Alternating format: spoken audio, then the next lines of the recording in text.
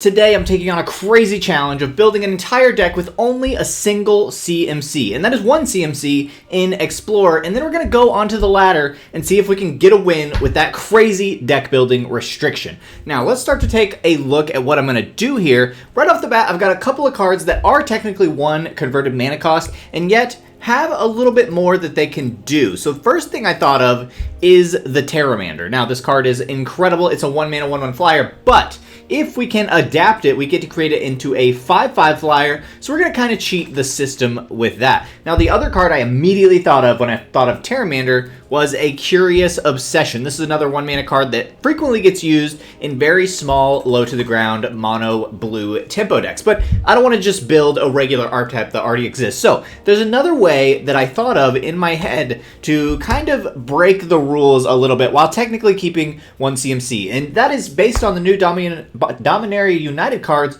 We're going to add some kickers. So there's one in particular that I think is quite fun, and that is Rona's, I thought it was Vortex. Let's see if I can find it. Yes, Rona's Vortex. This is the 1-mana instant, but it has kicker for 2 and a black. So if we pay it for 4, the card just says return target creature or planeswalker you don't control to its owner's hand. If that spell was kicked, put that permanent on the bottom of its owner's library instead. So obviously this is 1 mana, but we can cast it for 4 and gonna get some awesome effects, and that is going to be some very good removal. Now let's see what else we can find here as we start scouring through the 1-mana choices.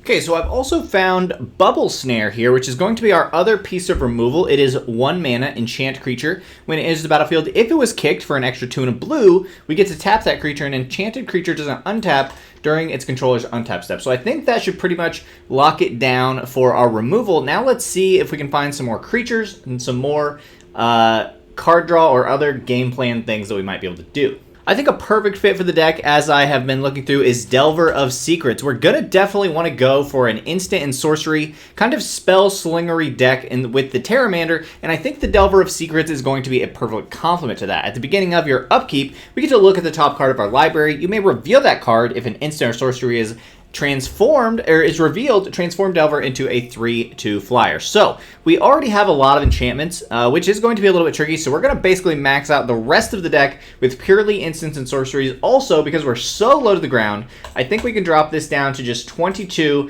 We're going to add black because that is the kicker cost on Vortex. So let's see what other interesting things we can find here. So I think for some 1-mana cards, obviously Consider is fantastic, and then also that makes me think Opt, I think, is fantastic for the deck. We've still got a few slots left. Let's see if maybe we can find one more interesting creature. This is looking pretty funny with this giant stack here. Let me know what you would put in the deck if you're thinking of anything that I'm missing, but I'm going to keep searching and see what else we can find. Okay, even though we have pretty good removal, I think Bloodchief's Thirst is just too good not to take, so we're going to throw in 3 of those and keep looking. Thoughtseize is just obviously such an amazingly good card, and it's pretty funny in this deck, so we're going to add that in. We've got 5 more cards to go. Let's see if we can find some funny, cheeky plays, maybe something with kicker or some kind of alternate pay cost that can make it a little more interesting. Alright, I think we're going to end it off with 4 copies of Knight of the Ebon Legion, just to kind of mix it up and not be just a straight-up Spellslinger deck, and then 1 single copy of a really good artifact called the Shadowspear, which is going to give equipped creature +1/+1 trample and lifelink.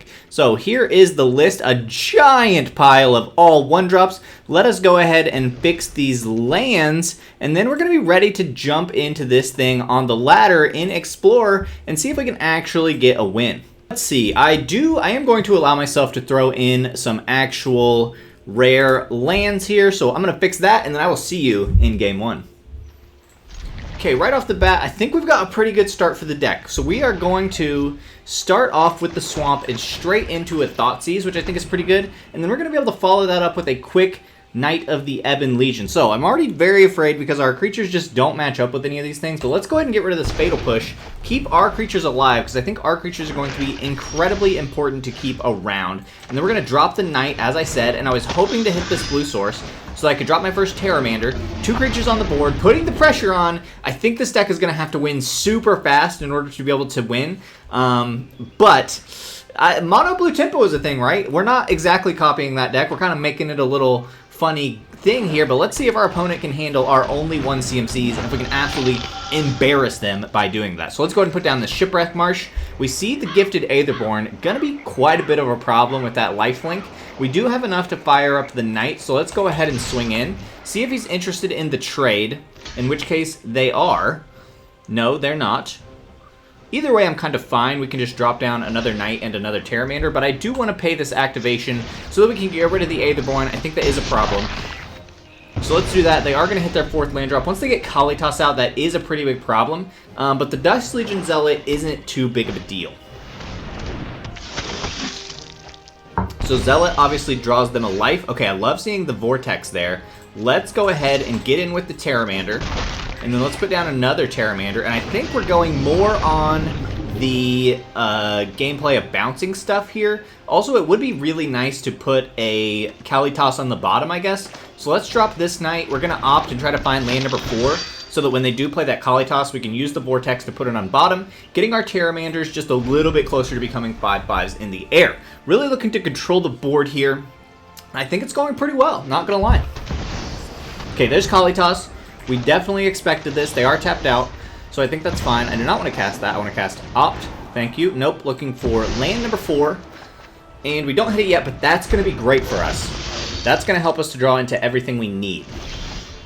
Perfect. I love to see that. I think we just save the Vortex here. I doubt they're interested in letting us trade Kalitas for the Knight, but let's see. If they would be willing, I'd be willing to take that trade. Okay, they're not. We're going to hold up Vortex. As I mentioned, they don't play blue, and so we don't have to worry about counter magic. So Rona's Vortex should do some pretty good work here. They're going to want to start getting removal is how you really pop off with Kalitas, who is a 3/4 lifelink. If an opponent, if a non-token creature an opponent controls would die, you instead exile it and then create a 2/2 black zombie token. So let's go ahead and put that on the bottom with the kicker. I think feels pretty darn powerful. That's pretty great.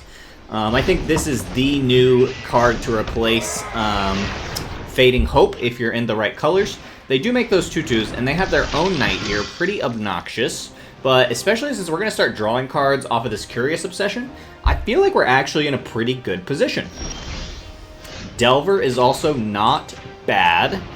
Let's see. Let's do this, and then let's swing in. If they're interested in a trade, I will pump up the Knight and take a trade anywhere across the board. Okay, we will go ahead and pump this. I think that is worth it instead of getting our Delver down, because we're also going to get to draw a card. It's going to boost up, oh, not quite boost up our Knight. We have a Thoughtseize in hand, could be very good. But I'm going to guess they're going to start getting to play their cards out here. Ooh, Champion does put in a lot of work. They lose life, but they draw a bunch of cards. They just drew 3 cards, so that's pretty bad. But luckily, it looks like they have a lot of ground threats. So nothing in the air to stop our Pteramanders at the moment. Pteramanders currently cost 5 total to activate. After we Thoughtseize, it's only going to cost 4 to activate, so that's pretty good. And Knight coming in at them every turn is also a pretty solid threat. So I'm feeling pretty decent, actually. Okay, let's go ahead and Thoughtseize first, and then go from there. Let's get rid of, yeah, one of the Edgars is, I think, totally fine to get rid of.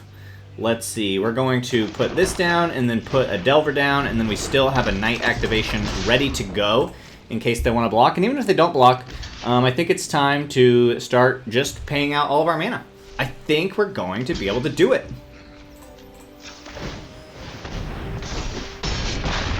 Okay, I think we're looking good. 1 CMC is no joke, guys. You can win with just 1 CMC, apparently.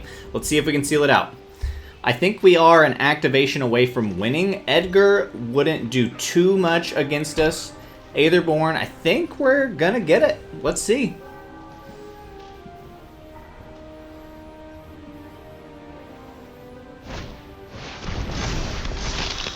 Okay, they do drop the Edgar, boosting all of the creatures, but nothing has lifelink at the moment. They have no flyers. I'm pretty confident that we just sealed the win with that last play. Yeah, they're going to get in for some damage, and then we're going to swing over the top, adapting one of our Pteramanders, which is going to be 5, and then that's going to be all she wrote. Okay, yeah, so we're going to take 8, 9, and I think that's fine. 1 CMC doesn't even matter. We do not flip the Delver, but that is fine. We're not going to give them any chance to gain life. We're going to swing in, activate the Pteramander, which goes to a 5/5 for 7. That's it. Thank you so much for joining me for this fun little video. If you want to see more videos like this, or watch me challenge other YouTubers to challenges like this, hit that subscribe button. And if you want to watch more, check out that video right over there. YouTube thinks you'll like it. I think you'll like it. It's one of mine. And other than that, have a great day. You're awesome.